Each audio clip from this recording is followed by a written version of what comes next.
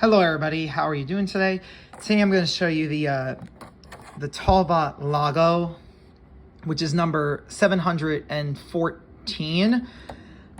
This car, I know that a lot of collectors say that cars from the 90s, especially the late 90s and the early 2000s, they don't go for really more than around maybe 50 cents each on the car, loose, and $1 on the card. But this actually is an exception to that rule. This car is from 1997. I don't believe there's too many of these around. I'm really not exactly sure, since it looks like a fantasy car to me, why it's so rare. Like on eBay, they go for around 100 to 200, and I'm really not sure why. I know there was a guy on YouTube who had a video, and he said that the reason why it's rare is because these were made in like a special pack, like a special case assortment that had only been sold at a particular store. I don't remember what store he said it was.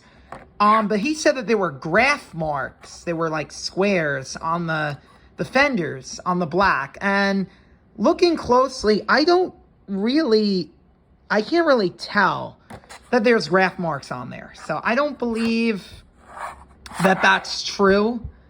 I don't believe the factory would have like botched this up so badly that there would be graph marks on it and would make it really rare. So I'm just gonna say, I mean, this is really just a mystery.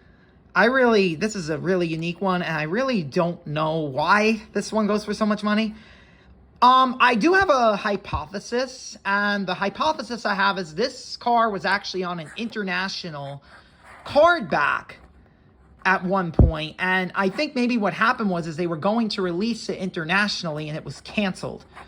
And for some reason, a few of these had come out on this packaging, and that's why. I know with the I don't know if anybody's collected the Iron Man figures, but there was a figure called the U.S. Agent, and it was originally supposed to be released, I think, in the United States, but it wasn't. And there were a few that got out through a place called Elegant Way, and it's worth a lot of money nowadays. And I used to have that figure back in the day, but I sold it because I lost interest in the Iron Man series.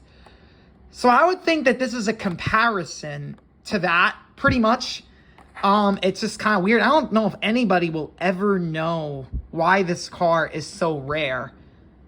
There's not too many sellers on eBay who sell this. I think it comes up maybe once every couple of months or so. And if you do see it, if you have the money, obviously you can go for it. But sellers are going to charge quite a bit of money for this one. I mean, they're not going to charge anything less probably than like 100 for it. And if you find it loose, which I've never seen one loose, I think this will goes for a lot of money because it's just pretty rare. Unfortunately, I don't think I'm ever going to discover the mystery of this, and I really hope that maybe some collectors could chime in the comments and maybe let me know if they've seen this, and if so, what exactly makes it so rare? Like, that's the question I have, because obviously it's not the graph marks, because I don't see them there. Okay, guys, thank you.